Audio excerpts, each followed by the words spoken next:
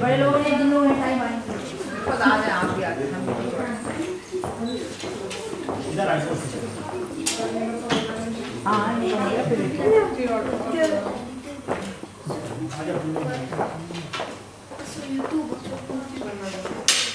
आप भी आ जाएंगे ना मेरा सब वहाँ चले जाएंगे तो बनाएंगे तो यहाँ की आज आप भी उम्र का बात लेते हैं उम्र का दिया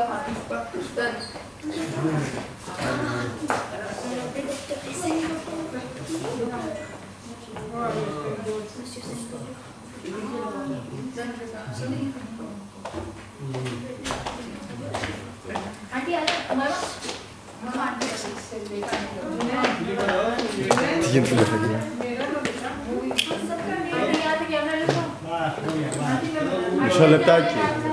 Με τη δικιά του δεν το έχω πάρει, περίμενε. Με τη δικιά του τώρα.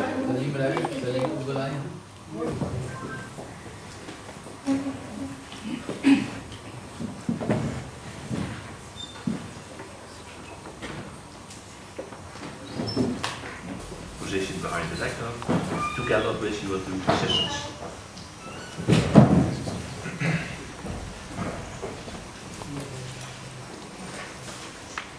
First of all, welcome to committee members and especially our guests from outside this university. First, Professor Vana Vainio Matila from Tampere University of Technology. Professor David Keeson from Delft Technical University and Mr. Ruiter from Philips Research. For the audience as well, and of course welcome to the candidate, because without you being here this meeting would not take place today. First I want to give the microphone to the first promoter, Professor Egger. Dank u wel, meneer de rector. Dear candidate, I'd like to ask you to explain in about 10 minutes about the content of your work. Yes, thank you. When considering family-mediated communication, the last 20 years have seen a rapid development beyond the telephone to mobile phones and email. However, it is the last few years in which we witness another communication revolution, that of social networking media, which also find a place in family-mediated communication. Even though these media have been used for a variety of purposes, one core motive of their use is to keep people aware of each other. To give an example of a familiar system which aims to keep people aware of each other, I would refer to instant messaging applications. In the contact list of such applications, one can view the status of other users. In that list, a green icon would mean availability to chat, a red icon that the user is offline, whereas a yellow that the user is available on the mobile phone. In this way, these icons can keep one aware of other people's status and availability, and in this way, this list could be characterized as an awareness system. To define awareness systems, they are a class of computer-mediated communication systems that support individuals to maintain with low effort awareness of each other's activities and whereabouts. When considering this plethora of communication channels available to family members, a critical mind would reasonably question whether there are any unmet communication needs pertaining to families, and what would those be that awareness systems could serve, whereas another individual would inquire how to further develop such systems. The goals we set for this thesis contribute to both aforementioned questions. More specifically, the first goal we set is to investigate the unmet needs for awareness in a family. Based on this investigation, we elicit requirements for the design of awareness systems. Families in this thesis are defined as couples who are cohabiting, are both working, and have dependent children. Having introduced the main themes in the thesis, I would like to spend the next few minutes in highlighting the most important contributions of the conducted research work. In this thesis, we have researched the unmet awareness needs between parents and their children and between parents themselves. Keeping in mind those needs, we have designed 2 awareness systems and have evaluated them in qualitative and quantitative ways to find out whether they gratify those unmet needs. Keeping in mind those needs, we have designed, setting aside the aspects of communication, we have also contributed in the development of a context-sensitive method for eliciting user requirements. And in the next slides, I would like to shortly present those contributions. Trying to address the communication between parents and their children, an interview study with 20 Dutch parents revealed that they would like to be informed and involved in their children's lives while being apart from them. Based on this finding and the fact that the largest portion of time which parents and children are apart is during the children's schooling, the School-Aware prototype was developed. School-Aware was developed as a technology probe to investigate into more depth the awareness needs which would contribute in keeping parents informed and stimulate their involvement. The School-Aware prototype communicated the presence of children in the classroom as well as their schedule in almost real-time manner. The colored icon would represent presence in the classroom, a gray absence, and in case of a technical problem, a no info icon would be shown. The application also presented below the icon the scheduled activity at that time. The provided awareness information was found interesting, however, information which was wanted was detailed location rather than presence, information from special occasions, and that would be festivities as well as athletic events. And parents also reported that they were missing a red icon, which could be presented in the case a child leaves the periphery of the school unattended. It is worth mentioning that no threat for children's privacy was perceived.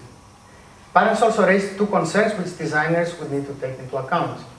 Firstly, parents raised the concern of the child feeling dependent due to the fact that parents would have more knowledge of their schooling activities. And the second concern would be about receiving information which will make them worried without being able to react. To investigate the awareness needs of parents, we conducted several studies using different methods such as interviews, a web survey, and the experience sampling method. In trying to summarize the main findings, we conclude that busy parents are willing to automatically exchange information which will help them to infer the availability for direct communication of their partner, feel reassured about the well-being of family members, help coordinate tasks in the evening, and share nice moments during the day. Based on the previous findings, we have designed and developed the Family-Aware prototype, which is based on a mobile device.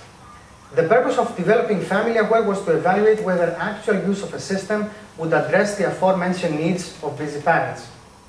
Couples through the system could exchange 5 types of information: place, messages, photos, computer activity, and calendar information, which is not seen in this slide. We evaluated Family-Aware with 10 couples. A week after recruiting our participants, we handed Family-Aware to them. We let them use the system for a period of 2 weeks. As part of our evaluation, we applied the questionnaire 4 times. The first time was before experiencing our system, the second time after a week of experiencing it, the third after 2 weeks of experiencing Family-Aware, and the fourth after a week the system was taken away. The questionnaire was directly targeting to evaluate the effectiveness of Family-Aware in terms of addressing the unmet awareness needs of busy parents. The results of the questionnaire show a clear trend in addressing all unmet needs. More specifically, we observe that for each need a pattern emerges. Weeks 2 and 3, when our participant experienced our system, saw a high gratification of all needs. Whereas after a week that we had taken the system away, there was a drop in participants' responses. And this is a clear indication that Family-Aware addressed the aforementioned needs. Setting aside the discussion about awareness systems, the research presented in this thesis makes a methodological contribution as well. The contribution concerns the experience sampling method. Simply put, with the experience sampling method, researchers signal questions with a mobile device at subjects throughout the day or a period of days. Although the method provides rich information about the context of participant, a major drawback of it is the loss of data occurred due to when a participant is unable to answer due to inconvenient time. Inconvenient times might be during a meeting, or while driving. To address this shortcoming, we conducted an experience sampling study. Along with the mobile device, we also provided participants with a log which they could review the answers they gave during a sampling day. Through that log, which was accessed through a website, participants were able to fill out missing questions during the sampling period and in that way reduce the occurred data loss. The results of our study show the potential of this innovation, since on average 56% of unanswered questions during the sampling period were recovered through the website. In trying to summarize the work conducted in this thesis, we can conclude that awareness systems can address the unmet communication needs of busy parents. We presented research which investigated the awareness needs between parents and children pertaining to the design of awareness systems. We have evaluated a system which clearly indicated that parents' current awareness needs can be met. Going beyond systems, we have explored an innovation in the experience sampling method.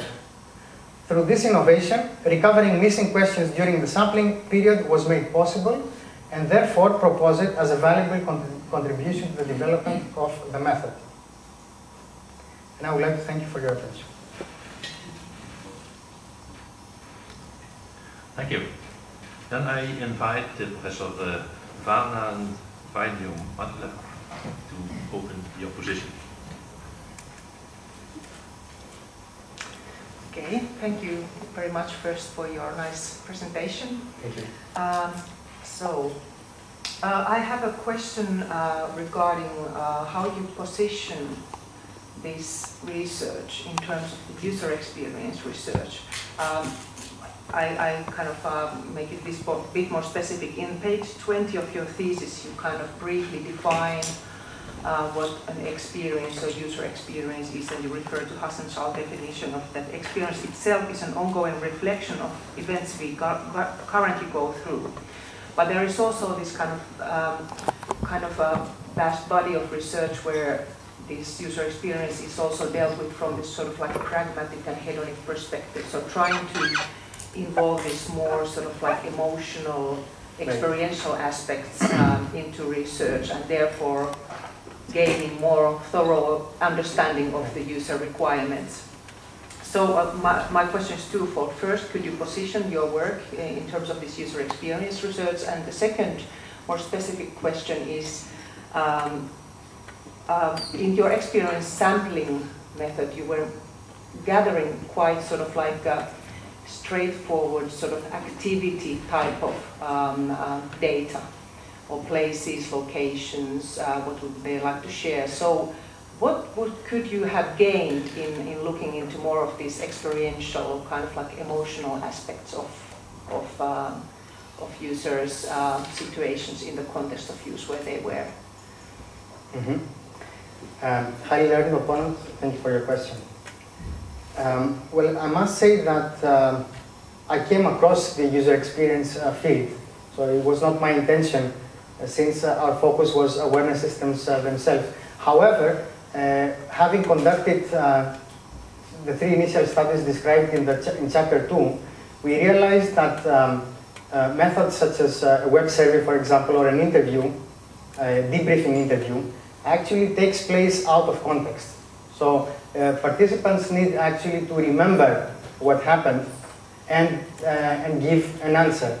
Now, when discussing about awareness systems, which have the notion of a continuous flow of information, they are highly situated when a context takes place. So that's why I came across, well, I was looking for a more context-sensitive method, so to say, and that's how I came with across the experience sampling method. Now, the definition, as you said, the state-of-art definition applies to, that Hasenschall gives as a positive or negative evaluation of a product or a service, applies more to, as the definition says, to evaluation. So actually, I was interested in eliciting requirements of an awareness system rather than evaluating. So in that sense, I used a broader definition which you referred of Hasenschall, and in that way, I would position my research or the way that I approached in this particular research as something which actually begins without having a product or a service, rather than evaluating something.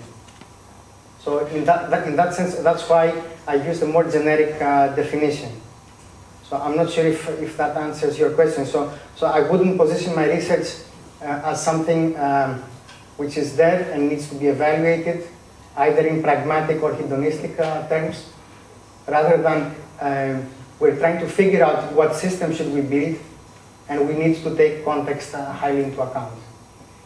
Okay, thank you very much. But just for my follow-up question, I think in your experience sampling, you could have still kind of like be focused also on this sort of like more hedonic aspects of their situation where they were in the context. So you could have used that also as a starting point for your design. Yes, good question. I think this was the second part.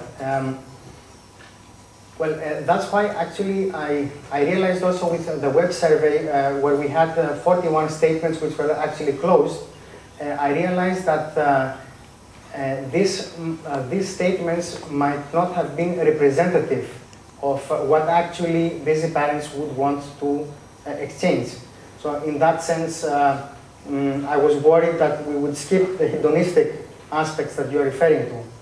And that is why in the experience sampling method, we left it actually open to participants in order to name new statements that they would have liked to exchange, and therefore see whether we have actually missed hedonistic aspects that you're referring to. However, I must say that that did not really happen. If I remember correctly, there were some statements asserted by participants, but it was a small number compared to the 41 statements that we already had. Therefore, we can make a conclusion that these 41 statements that we chose are quite representative of the communication needs that busy parents have. Setting aside that aspect, we also saw that actually the communication, the awareness needs of busy parents, if you like, are actually quite pragmatic. So we see that they're interested in the availability for direct communication of their partner. They're interested in coordinating some evening tasks. So in that sense, I'm not surprised that we did not find sort of hedonistic needs. Thank you.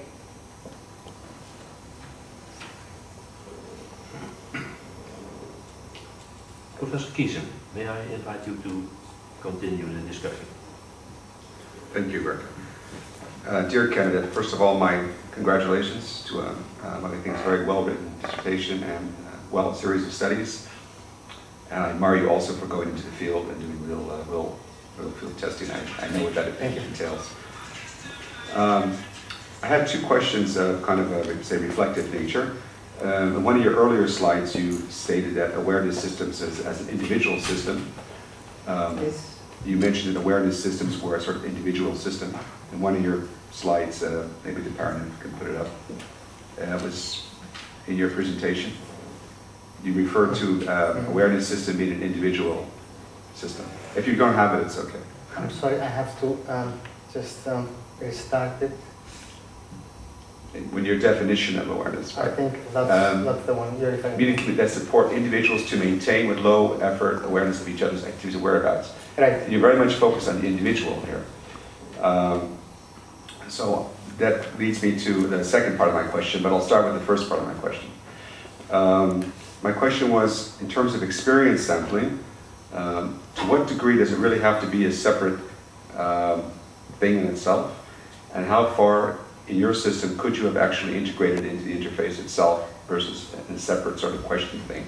So is it possible to in fact probe people in the way that they evaluate things? And you can think of things like social filtering, which in fact you're giving your opinion and you're getting immediate benefit back. So it's not seen as just a one-way flow. You see benefits for giving your feedback. Right. That takes me to my second question. I'll say it now so you can maybe link these things together. The second question is linked back to this slide. In fact, I think that people are influenced by what other people do. So if I might be influenced by knowing how you appreciate the system or how you find the system, from a hedonic or ergonomic perspective, whatever, right? So that could influence the way I use it. So in fact, shouldn't you be doing experience sampling at a more social level versus an individual level? Right. Highly learned opponent. Thank you for your question. I'll just try to rephrase your first part of the question to see whether I understood it. And that was why didn't we integrate experience sampling into the systems that we developed in order to better evaluate them? And my answer to that, if that was your question, please correct me if I'm wrong, would be that actually the main drawback of experience sampling is that it's quite difficult to, we did not have a generic tool basically to integrate into our systems in order to evaluate the systems at the spot. So, and that's the main drawback of the experience sampling method, which is actually also mentioned in literature. So it's quite difficult, it's quite expensive to develop something custom-made and in order to evaluate a system. As far as your second, the second part of your question, the social influence, I think again it is a matter of lacking appropriate tools in order to conduct an experience sampling study in a group. If again I am addressing your question. So actually we developing an experience sampling tool in order to conduct in a group rather than individuals was quite difficult at the moment. And that's why I think there's actually quite a lot of potential in developing new experience sampling tools to address such needs. So for example, as conducting experience sampling studies in groups.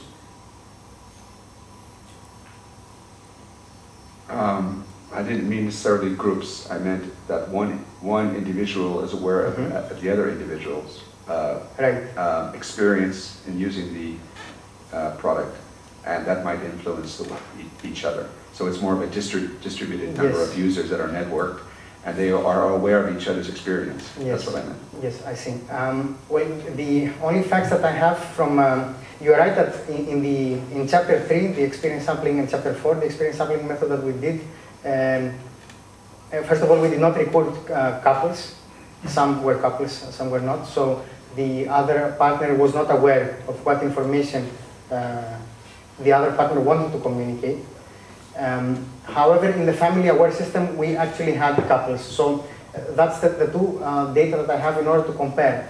And did I see now a change on how people perceive the system because the other partner was actually receiving information? My answer would be no. So I would expect some kind of social influence, or the idea that because my partner knows that I want to communicate that information to her, then that would change my behavior. However, I did not see something like that in the family aware system. So my answer would be that I did not actually see an influence, a social influence that you were referring to. Okay, we'll carry on this discussion at dinner. Thank you.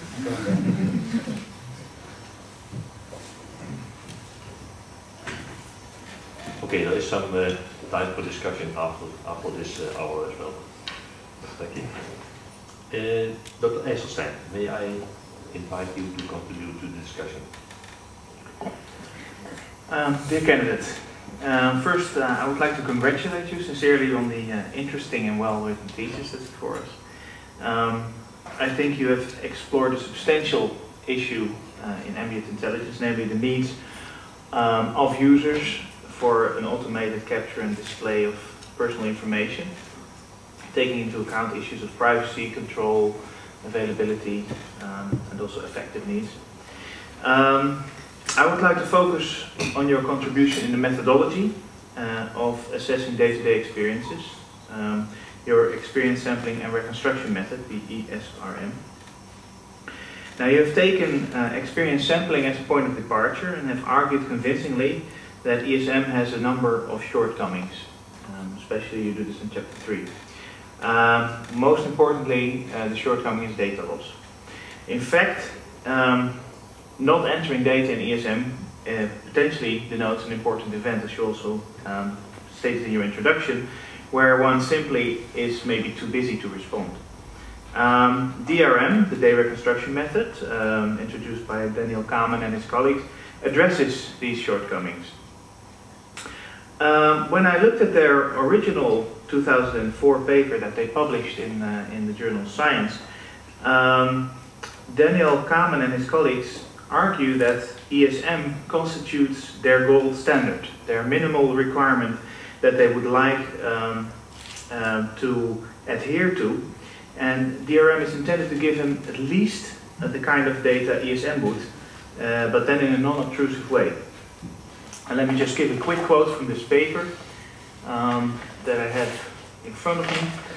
On page 1777, experience sampling is the gold standard to which DRM results must be compared. DRM is intended to reproduce the information that will be collected by probing experiences in real time. The new method is more efficient than ESM. It imposes less respondent burden, does not interrupt normal activities, and provides an assessment of contiguous episodes over a full day rather than a sampling of moments. Finally, the DRM provides time budget information which is not collected effectively in experience sampling. Also in this paper and in other papers, their follow-on work actually, they provide data that shows that DRM has a similar, let's say, temporal sensitivity to ESM. Now my question to you is twofold.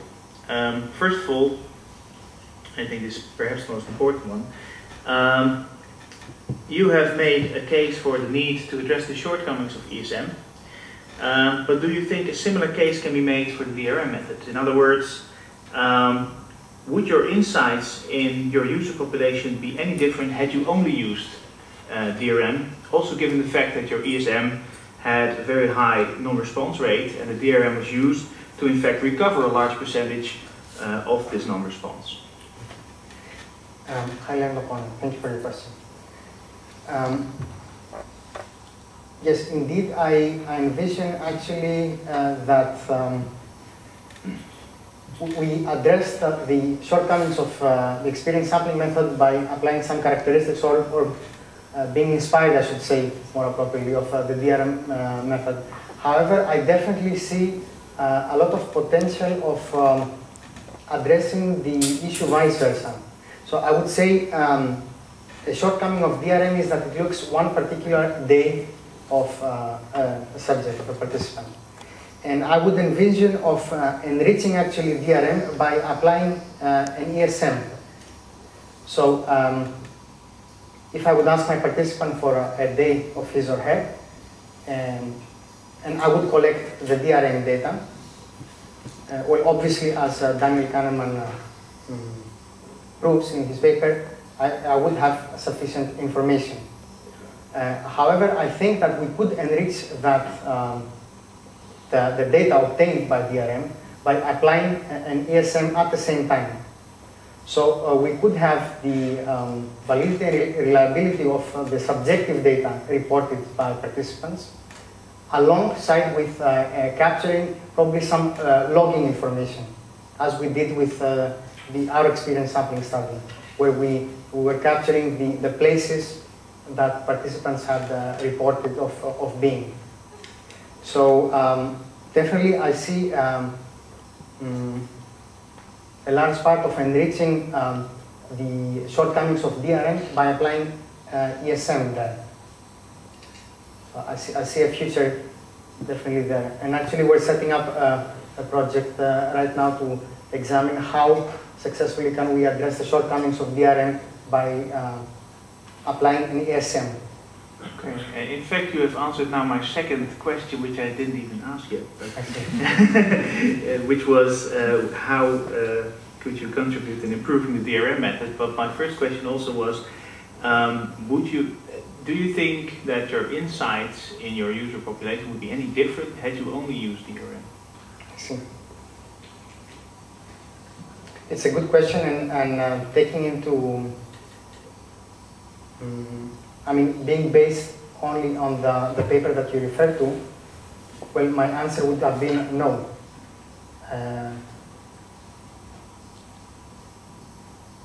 So yeah, my answer would have been no, based on the data that Daniel Kahneman has shown. However, what I think that makes the study that we did more enriching was the fact that it was more than 1 day. So we captured a whole week of the participants, and at the same time we were able to capture some objective information. So, for example, the time that we were asking a certain question, as well as the place. We were able to recover the place that participants reported of being. So I think our study was more enriching because we were capturing, along with subjective data, some objective data. Okay. Thank you. Thank you. Then next I invite Mr. De Ruiter to join the discussion. Dear candidate, thank you for the very clear overview of your research and very well written but also very well illustrated thesis. I have a double question for you, where the answer to one part of the question may have significant consequences for the second part of the question. On page 71, you come to the conclusion that ESM adds 27%, roughly 27.36% of additional information to the method. The first big question is, how much percentage of this 27% do people really want to share that information? So the additional information that was provided, it says 27%. How much of the 27% people were willing to actually share with others? Right. I most learned upon it. Thank you for your question.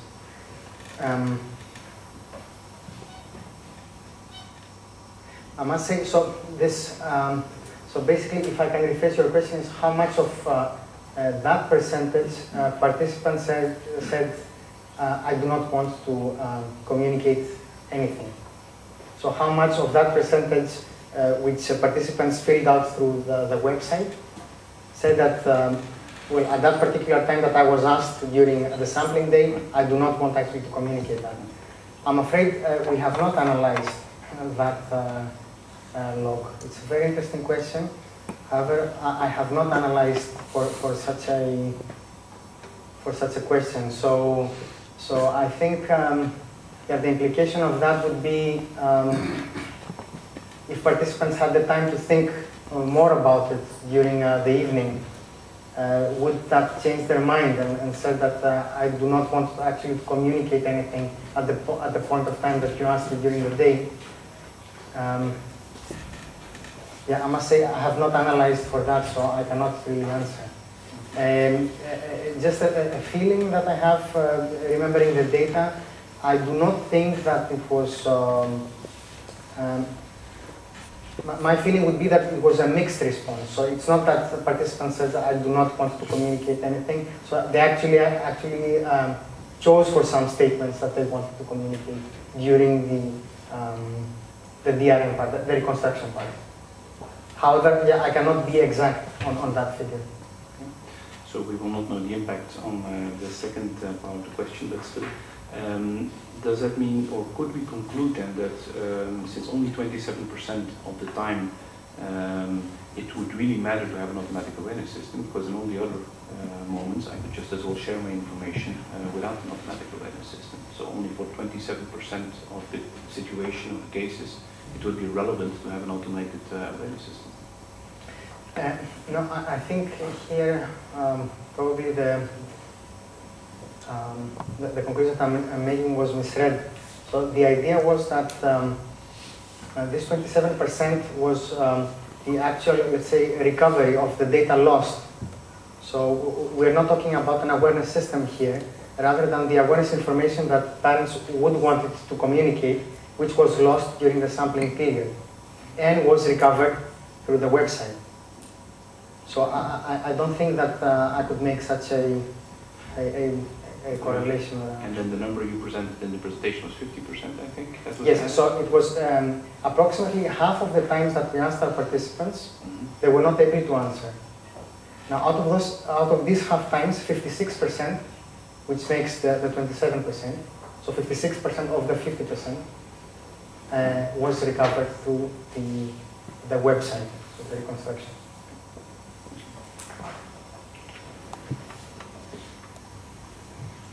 Professor Den Oude, may I invite you to continue your position?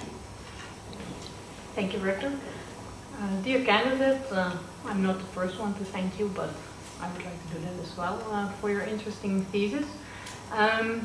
It's interesting in a couple of ways because it's, although it started with awareness systems and looking into the requirements from user perspective, I also see that it addresses to a certain extent deeper lying values of people in social interaction between loved ones.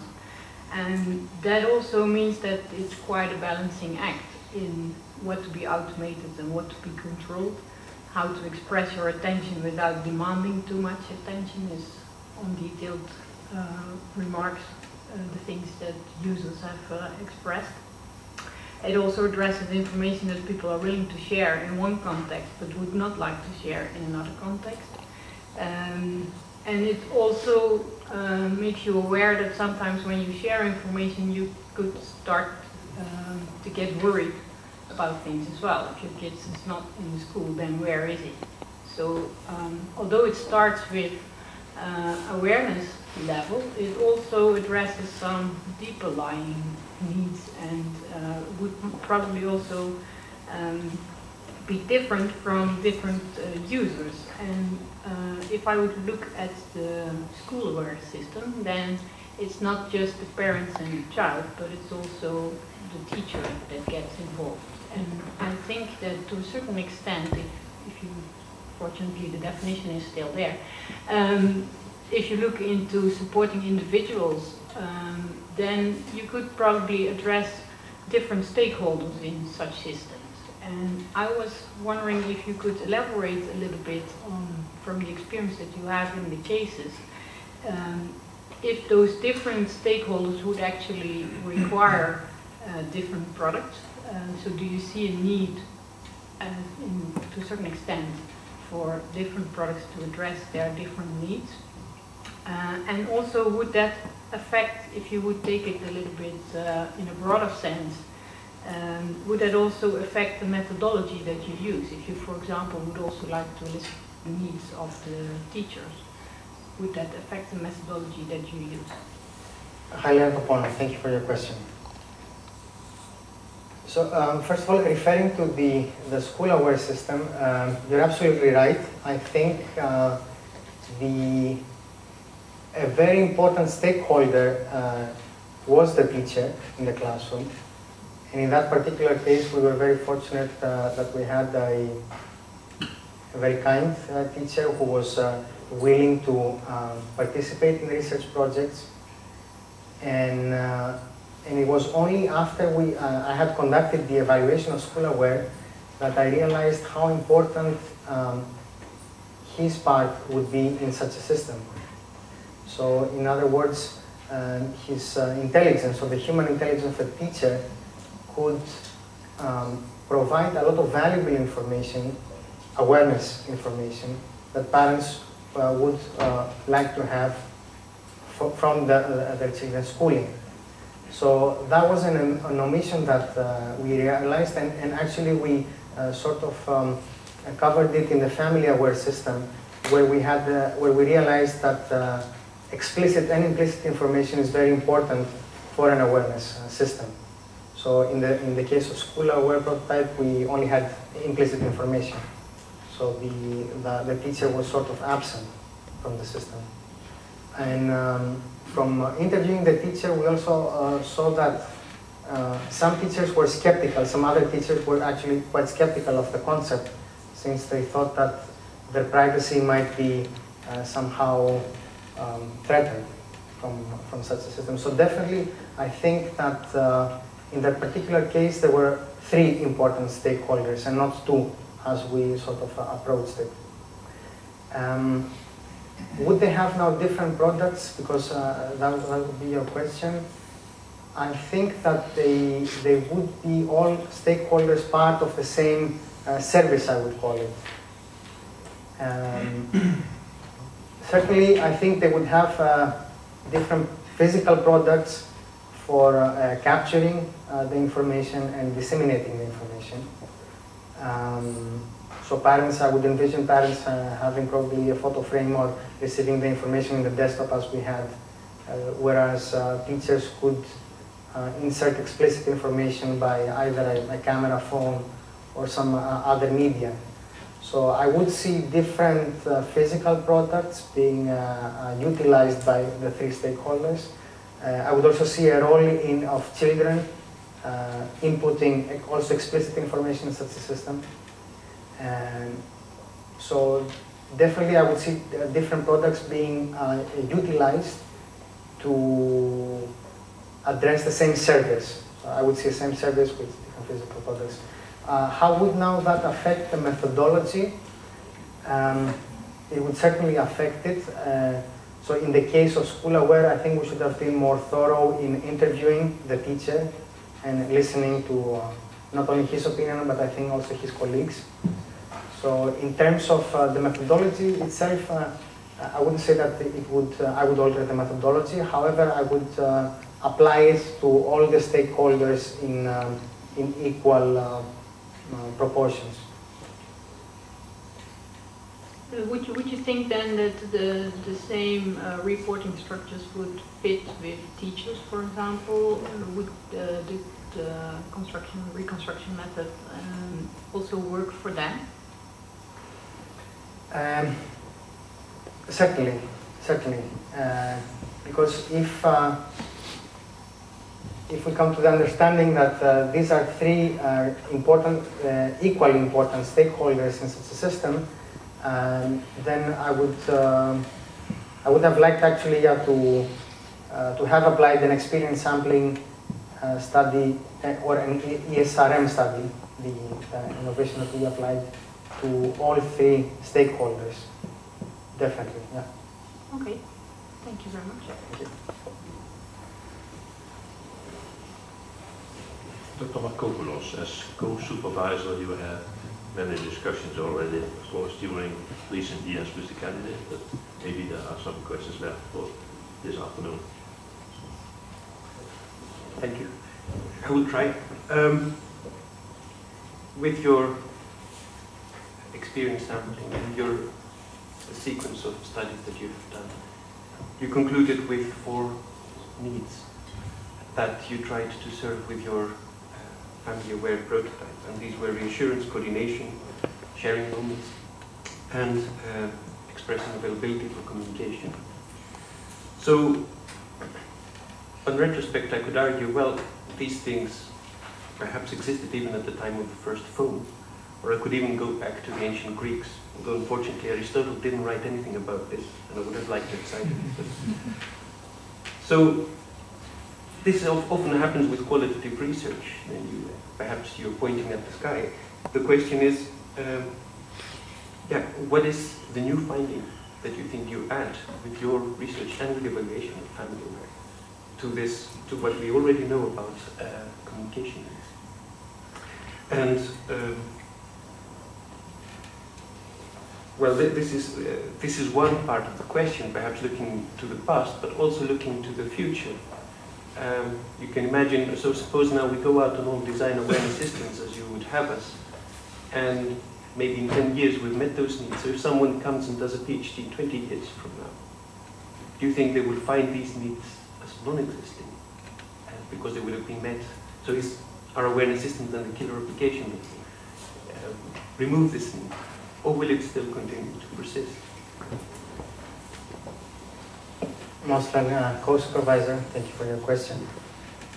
I think the contribution of in terms of the 4 needs that we identified, was not only that we looked very carefully to the group itself, which was not exactly addressed from other literature. It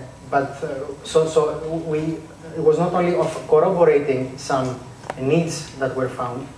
However, it could also lie in the contribution would also lie in the fact that we did not find some needs.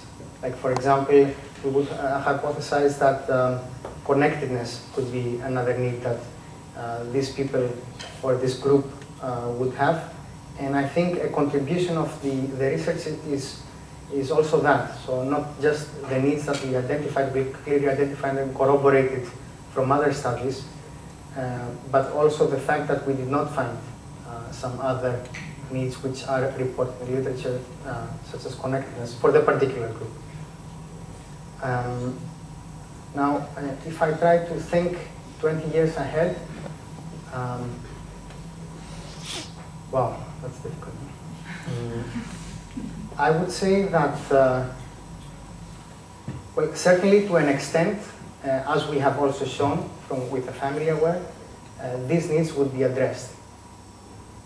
Now, to what extent, I think this would still be an open question, and I think we would have needed to make a longer-term evaluation of the particular system or of a similar system in order to see to what extent could we actually gratify the aforementioned needs.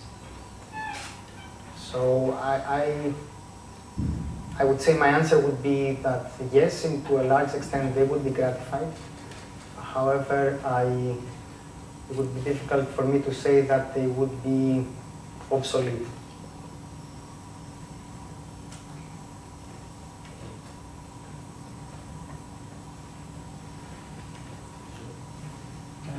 Well, I'm wondering to what extent, for example, reassurance, coordination, sharing moments, and sharing availability are not also ways in which to enhance connectedness, for example, just following on the answer.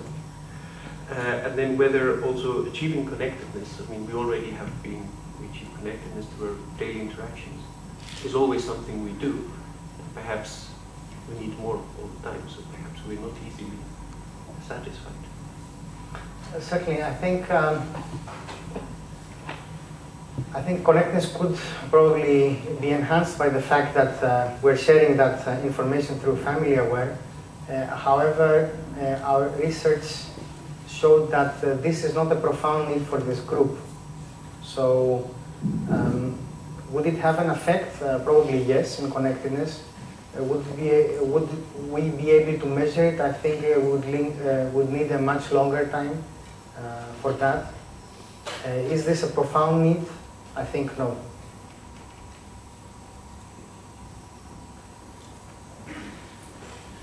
Thank you. Professor Egger, as supervisor, the first question in the first round was not a real question, because that's the way how we do that here in Eindhoven. But in the second round now, you have a real question as well. Thank you, meneer Director.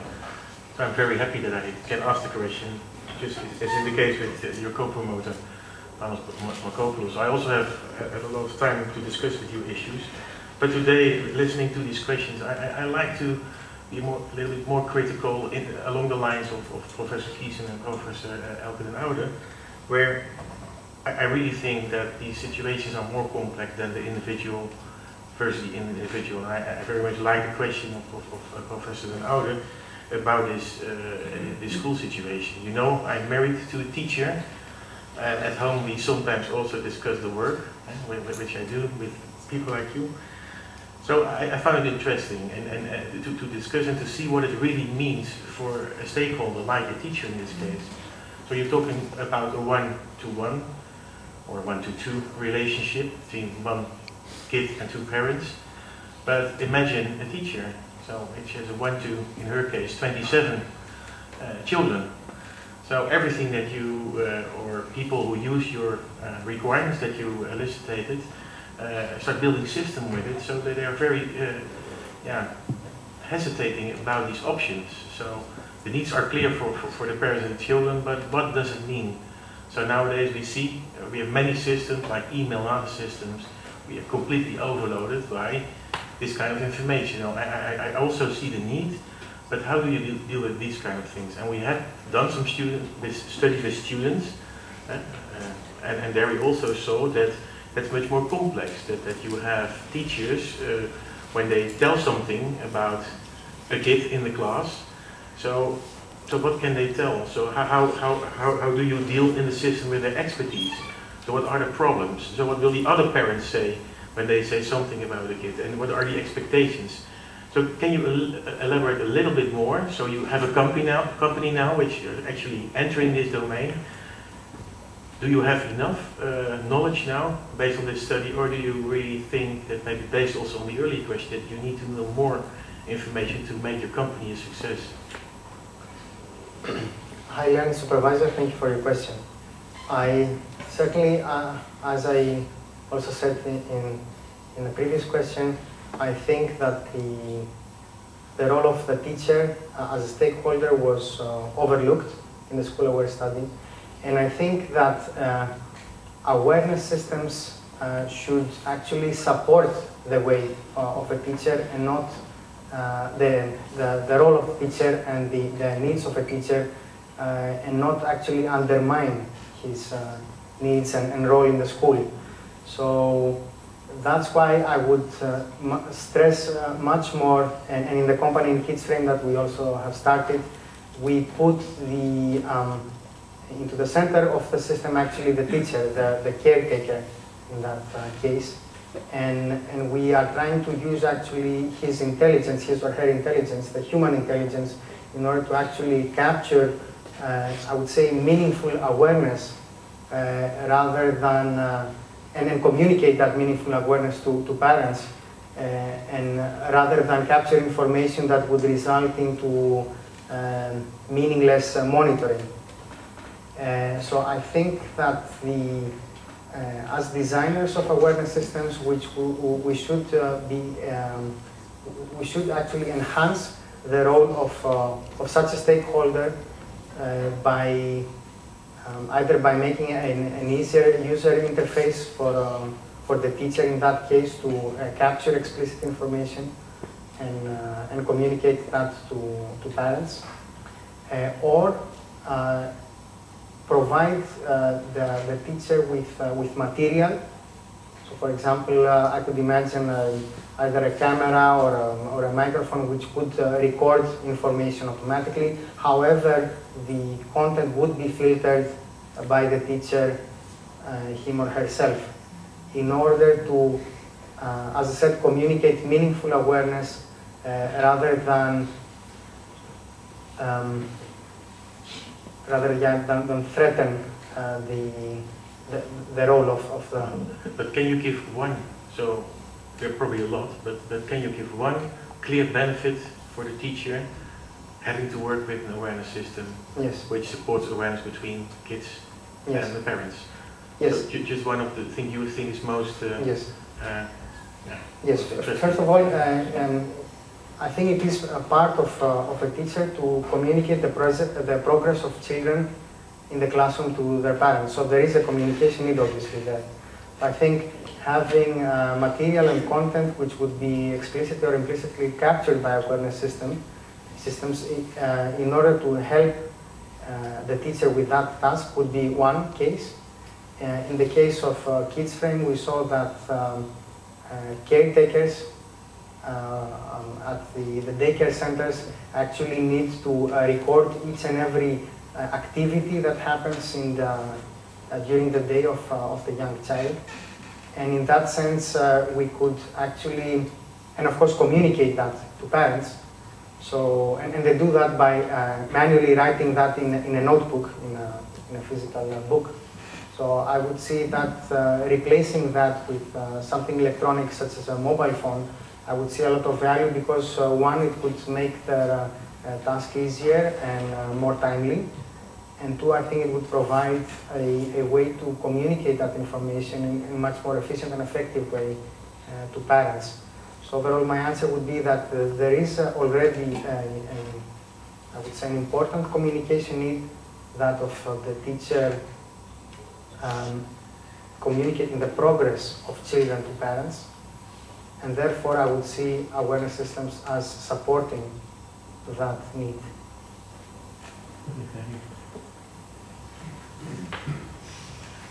Thank you. Professor Vainio Matula, do I remember well that you had an additional question? My second question, or perhaps it's a third one already, my next question is about the research process, or relates to the research process. In the summary of your thesis on the page 148, you addressed the issue that you were both the designer and evaluator of these two systems developed within the context of this thesis. And you justify this situation with the fact that it saves time, and also you refer to Brighton Monk's statement that designers are better detecting problems in their own design. Whereas I agree that these are valid reasons for design purpose, but of course in the research process it might not still be an optimal situation that the evaluator is actually the designer, or at least that he's the only evaluator of these designs. So could you, I would just like to ask you to reflect in your own view. I mean, do you think it would have been beneficial to have additional evaluators, and perhaps if you can give some example or concrete example where you felt that it could have certainly been a kind of like useful to have somebody else to do the evaluation? Hi, Lerpapon, thank you for your question. Certainly. Promoties van de Technische Universiteit Eindhoven, door ons vertegenwoordigd, heeft kennis genomen van uw proefschrift en heeft uw verdediging gehoord. En op grond daarvan heeft het College voor Promoties besloten u die graad van dokter te verlenen. En ik wil graag de eerste promotor vragen zich te willen kwijten van de hem opgedragen taak.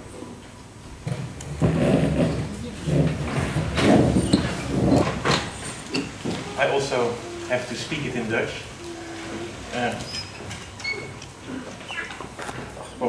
Uit kracht van de bevoegdheid, ons toegekend door de wet en namens het College voor Promoties, bevorder ik u, Javed Vasili Khan, tot dokter en verleen ik u de rechten die verbonden zijn aan de dokterstitel. Ten bewijze hiervan overhandig ik u het diploma, ondertekend door de rector magnificus en de promotoren, en bekracht met het zegel van de Technische Universiteit Eindhoven.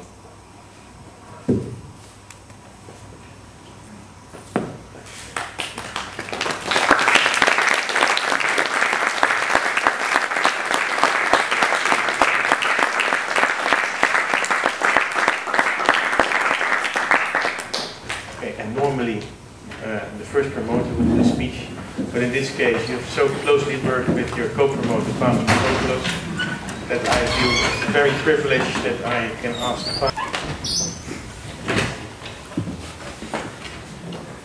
Zeer geleerde Dr. Javed Vasilis Khan, Polymathestate Dr. Javed, Polymathestate Vasili. It is my honor and my pleasure to be the first to address you with your new and well-deserved title. And I would like to thank your promoter, Beege, for passing on this honorable duty to me. It is just a few years ago that we were facing each other like now, in another ceremony for your graduation, as a Master's in Technological Design, as it was called then, for the USI program. And like I did then, I will recall our first encounter, which was during the intake interview of the USI program. I interviewed you together with Professor Matthias Stoutenberg, and after we put you through what has become by now a customary barrage of questions for the intake of the USI program, I sent you out of the room and we started a deliberation, which was a short one. It was a very short one. So Matthias said, he's smart, he's honest, and he's motivated. So we should take it. So my contribution to the discussion was to say yes. So my high opinion of you did not change after 2 years in the USI program and after the 5 years now that you've done on your PhD. But in these years I have gotten to know and appreciate more things about you, and I have witnessed also several changes. Well, first I got to know you as Vasilis. So actually I think I was the only one calling you Vasilis. And you were clean shaven then, you were obviously Greek, and you were eager, perhaps a bit too eager, to take on any task and to carry it out with full enthusiasm. And slowly I saw the changes. You became Javed. You grew, to me at least you became, because everybody else was calling you Javed. You grew a beard. You didn't pick up any weight since then, which makes unfortunate comparison with me. And you became a husband to Anna and father to Zeitko Sosmas. So there's obviously a maturation going on. And in these years that I've seen you mature, and I've seen you also become an accomplished researcher who has his own vision and who provides valuable critique and feedback for my own work.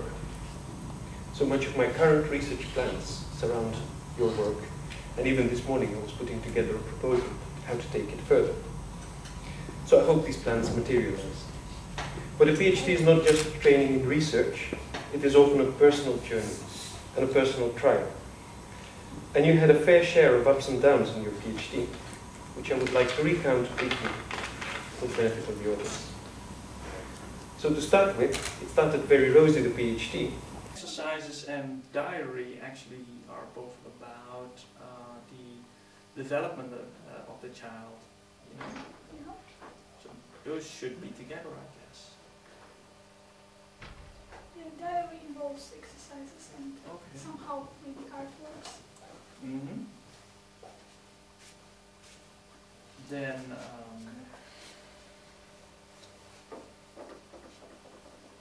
diaries, scrapbooks. So diaries, scrapbooks, daycare center.